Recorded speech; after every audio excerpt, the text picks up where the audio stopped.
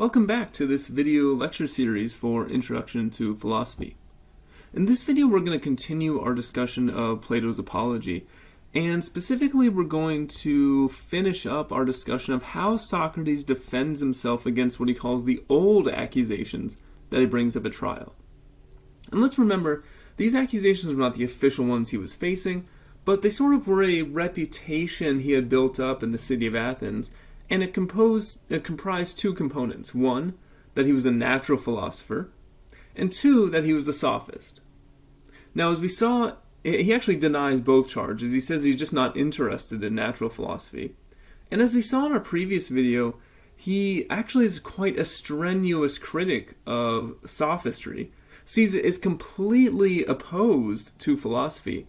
And this is a theme you can see throughout many of Plato's dialogues, that there's something fundamentally wrong with sophistry, to the point that it's actually bad for the human soul and makes you worse off insofar as you're not pursuing the truth.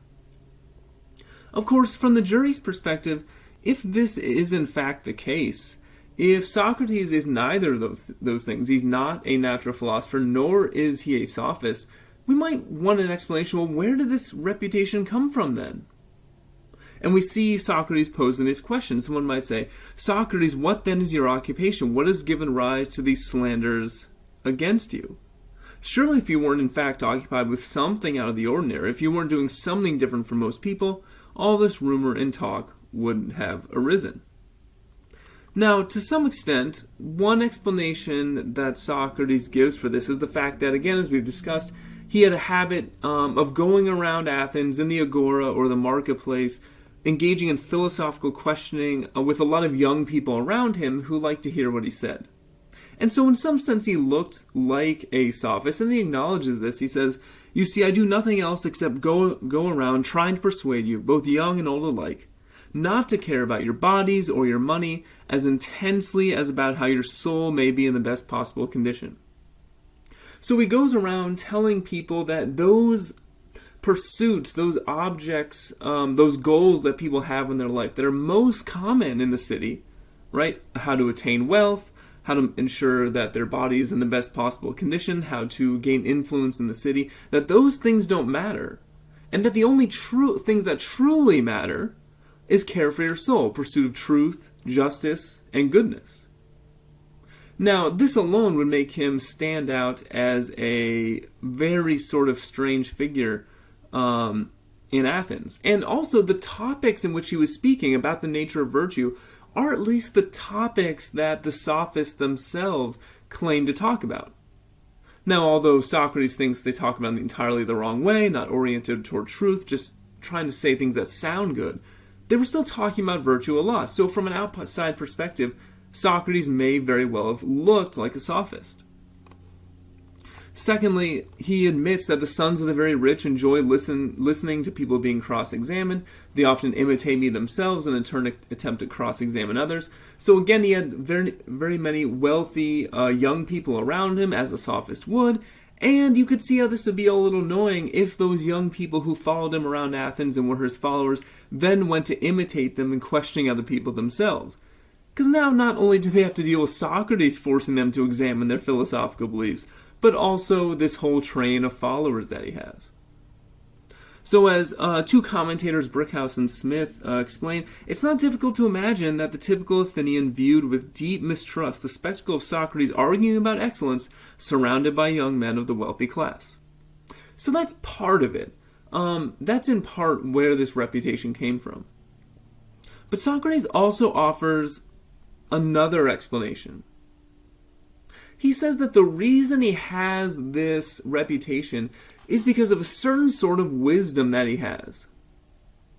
And in this passage where he explains this, he separates two different kinds of wisdom, what he calls human wisdom and what he calls superhuman wisdom.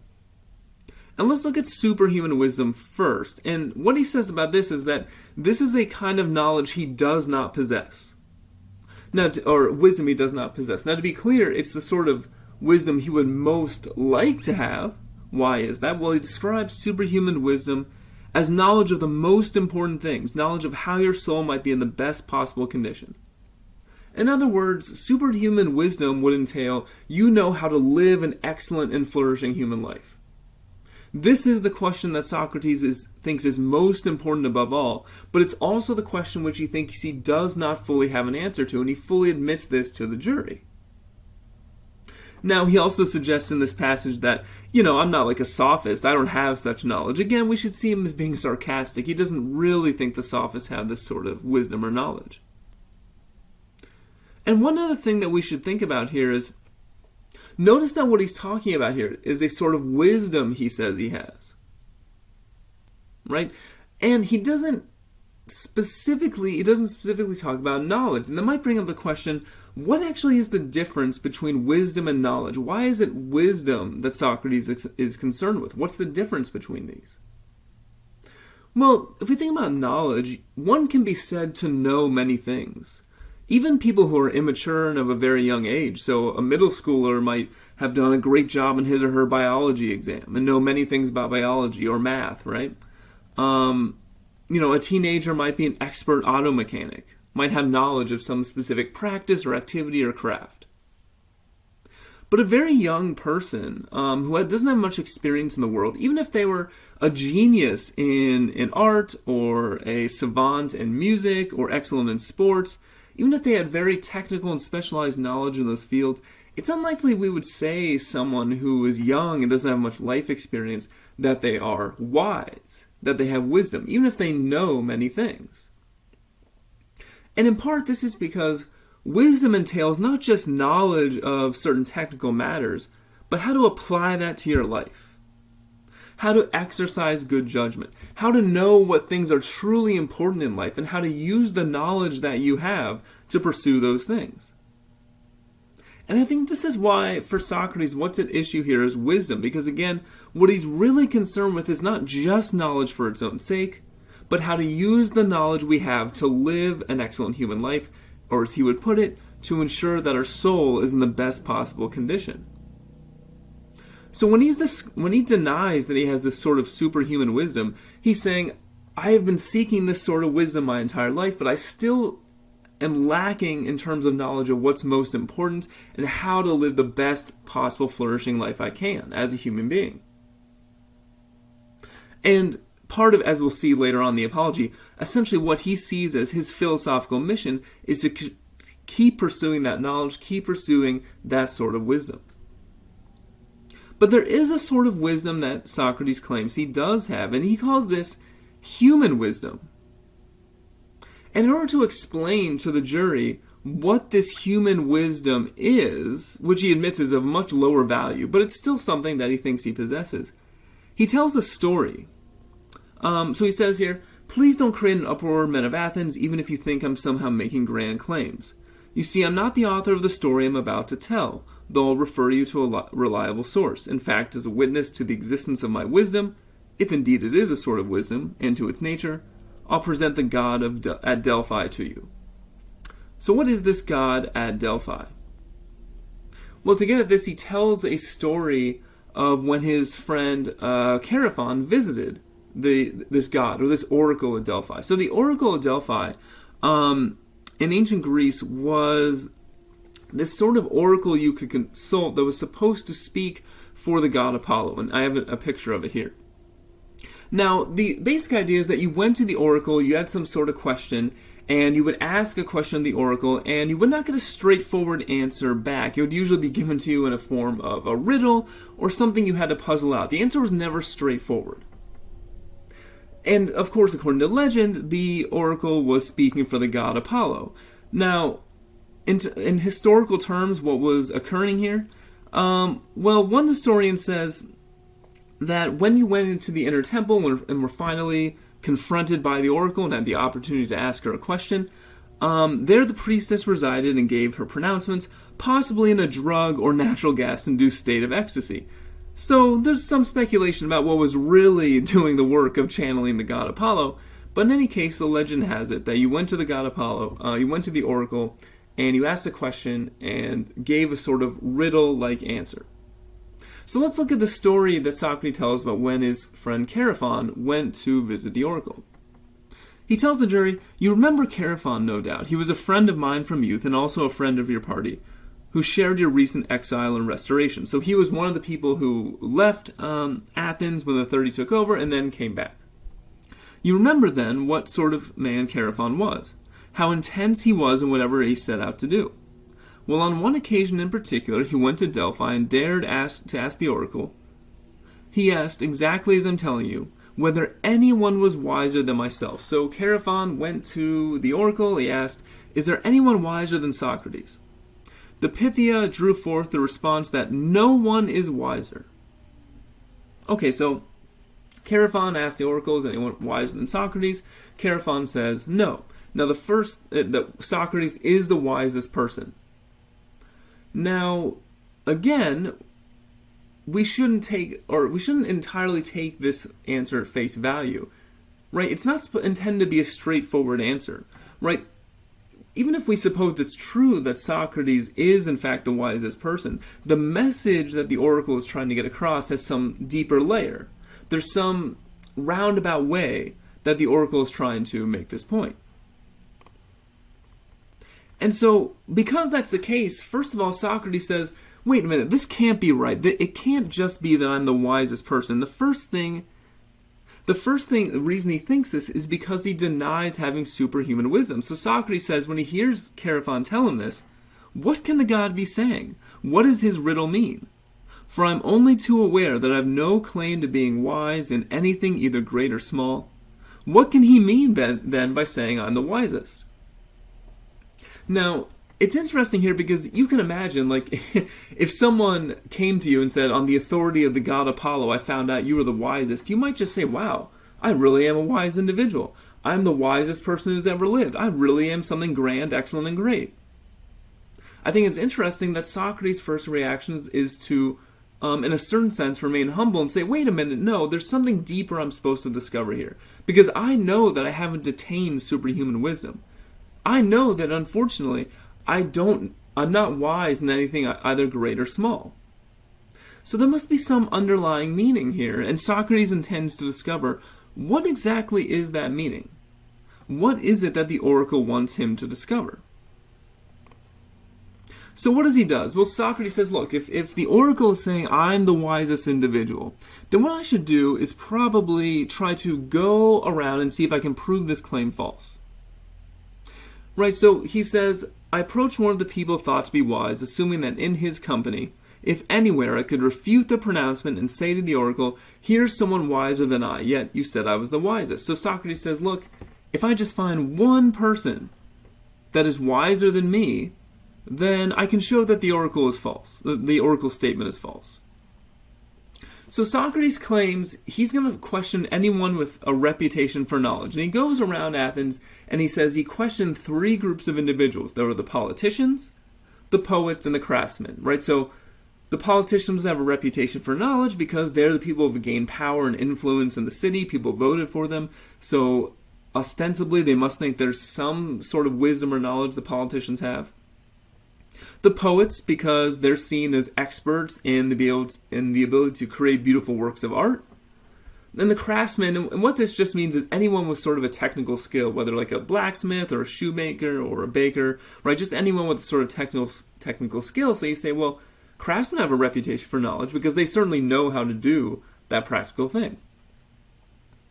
And so he goes around to each of these three groups and says, can I find someone wiser in any of these three groups? And we'll start off by looking at his examination of the politicians. So he says, then I examined this person. There's no need for me to mention him by name. He was one of our politicians. Now, why did Socrates say here there's no need to mention him by name? Likely because this person was probably in the jury that he was talking to, and it's very likely that many people knew who this person was. And when I examined him and talked with him, men of Athens, my experience was something like this. I thought this man seemed wise to many people, and especially to himself, but wasn't. So you can imagine what happened here, right? Socrates confronts this individual. He engages in the same sort of philosophical dialogue we saw with Euthyphro. I'm not saying about the same topic, but just in general, that sort of question and answer, Socratic dialogue, where he takes the idea you have and sort of takes it apart. So he continues, then I tried to show him that he thought himself wise but wasn't. As a result, he came to dislike me. And so did many of the people present. Okay, so I want to pause there for a moment and think about this. You have to imagine that this not necessarily being a private conversation, right? So Socrates did these dialogues in the marketplace, in public. And so he goes to this politician, someone who has attained power in the city, who's very well known, and we'll imagine Socrates just taking him apart in argument. Now, one thing we might think about is, what should we think about Socrates' action here? On the one hand, you could argue that Socrates has unfairly humiliated someone. Right? You could say, well, look, why did you do that in public? Other people were around. Why did you have to sort of display or uncover this person's ignorance in that way that embarrasses them? And especially if you think about the culture of ancient Greece and Athens, you know, it was very much a sort of culture of pride, right? So and to a certain extent, our culture still is today, right? And every single culture is, but it was very much focused on, right, how you appear to others, taking pride in your reputation, again, being able to wield influence through gaining favor in the Athenian democracy. So when Socrates goes to this well-known politician, takes him apart in an argument, and seems to downgrade his status, we can imagine this being a very humiliating experience. And so it's not all that surprising that the politician came to dislike him. And you might say, well, that's not very kind. Why did Socrates have to do that?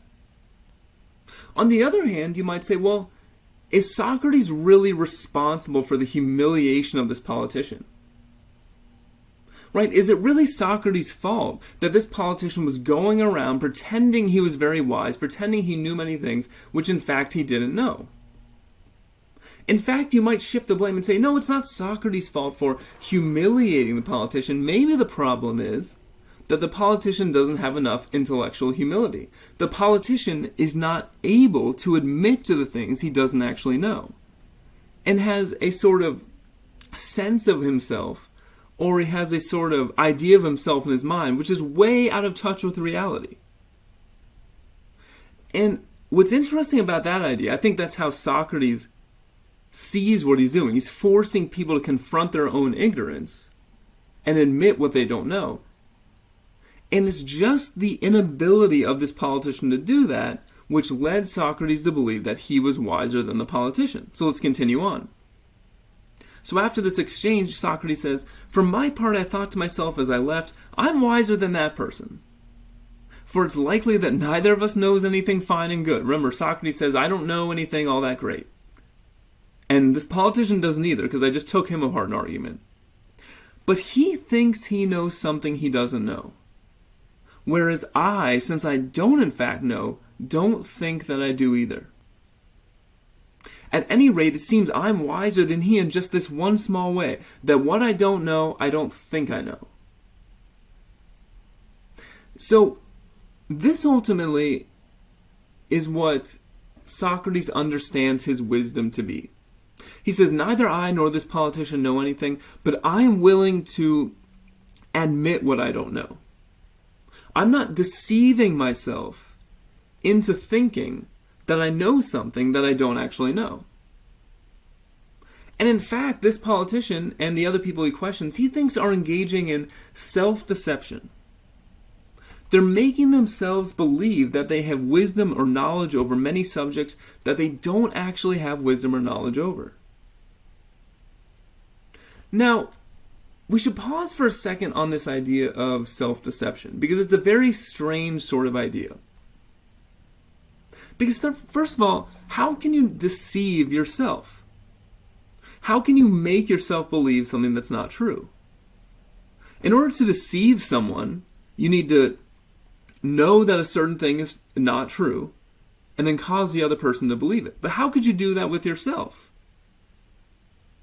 Because to deceive yourself, you'd have to know the thing you're deceiving about is actually not true. But if you know it's not true, how could you be deceived? It's a very strange, self-deception is a very strange phenomenon. Yet I would submit to you it's actually somewhat common. We deceive ourselves about many things.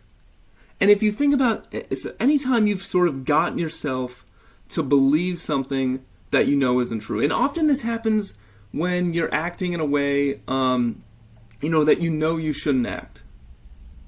Right? So let's say you're trying to, you're trying to start a diet and get healthy. You're trying to change your lifestyle to improve your health. And, you start off going pretty well, but then you start making some exceptions. You start saying, well, just a little bit here, I'll have some sweets, or I'll start skipping some workouts here, right? You start going back against the principles you set at first. Now, it becomes easier to do that over time, but you still might have a sort of sense in the back of your mind to say, wait, this is not what I'm supposed to be doing. This is not good for me. Now, how might you get around that? Well, sometimes we talk ourselves into the fact that, if I just sort of slip up a few times, or if I take a week off and then the next week off, it'll be fine. It's not going to affect me. You deny the fact that you're slipping back into your old ways.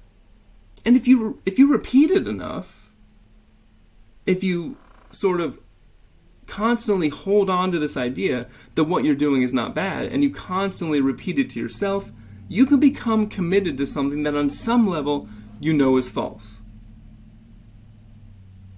So, this is what Socrates is claiming here. He's claiming that the politicians that he talked to are in some sense, right, they're in some sense engaged in this behavior. And it's not hard to see why that would be the case, right? To be someone of a high status and power and influence in a community, you have a lot of responsibility, and you might have lingering doubts about whether you can live up to that responsibility, or you might have lingering doubts about whether you're really able to take on the tasks you need to do. And to some extent, you might be right. Maybe you really aren't up to the task. So how do you keep going on? You might, in fact, need to engage in some form of self-deception to sort of build up your own self-esteem, build up your own sense of yourself, so that you can continue taking on these very difficult and challenging tasks. And we'll come back to this point because it really touches on whether self-deception is a good or bad thing. So in any case, what we can say at the moment is that Socrates sees his sort of wisdom as the fact that he can own up to what he doesn't know, and he sees the ignorance of the politicians he questioned as not being able to own up to that, being self-deceived.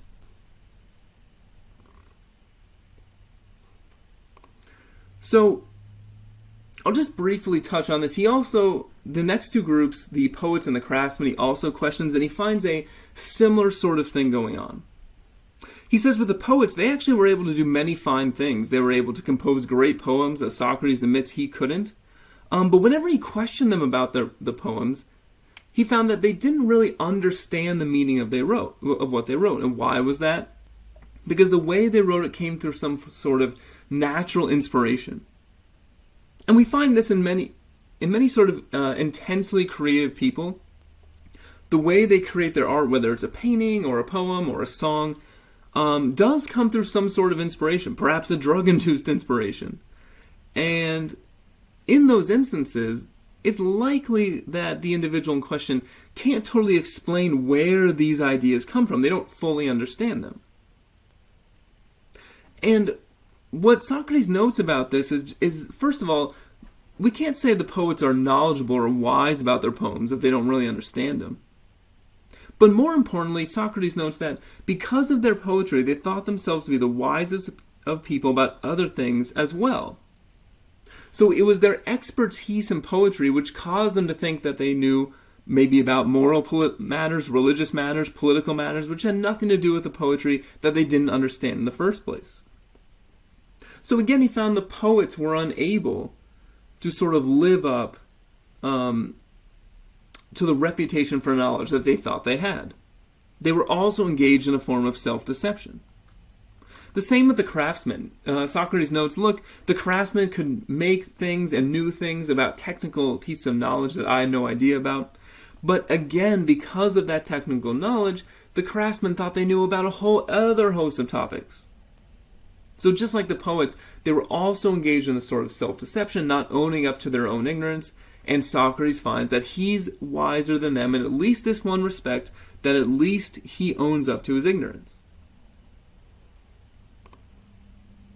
So ultimately, here's what Socrates concludes from these exchanges. So he says, look, the oracle was correct. The oracle was in fact correct, that there is a sense in which I am wiser than everyone else, only because I admit to my own ignorance. And the important question which he also poses, he asks himself this question. So I ask myself on behalf of the oracle whether I'd prefer to be as I am, not in any way wise with their wisdom, nor ignorant with their ignorance, or to have both qualities as they did, right? Would I rather not know anything but admit it, or not know anything and think I know a bunch of things? And Socrates says, the answer I gave to myself and to the oracle was that it profited me more to be just the way I was. And we should really think about that carefully, right? Here's the comparison we're considering. So we have the politicians, also the poets and craftsmen, who are in a situation where they don't know anything fine or good, but they do have deceived themselves to thinking they know it. On the other hand, we have Socrates, who doesn't know anything fine and good, but also hasn't deceived himself. He admits what he doesn't know. And the common standard response in any introduction to philosophy class is to look at this situation, and because Socrates is the sort of absolute paragon, he's the exemplar of philosophy, we're supposed to think, well, of course, it's better to admit when we don't know the truth, it's better to be guided by the truth, it's better not to deceive ourselves. But one thing I invite you to think about is whether that's actually always the case. Are there any situations in which self-deception might be helpful? It might be necessary. Now, to some extent, I've already suggested one, right? And you see this oftentimes with very high-level athletes. So if you're a high-level athlete going against some of the best athletes in competition in the entire world, well, it takes a great deal of confidence to convince yourself that you're up to the task of competing with them. And it may very well be the case that your skills are not up to the task.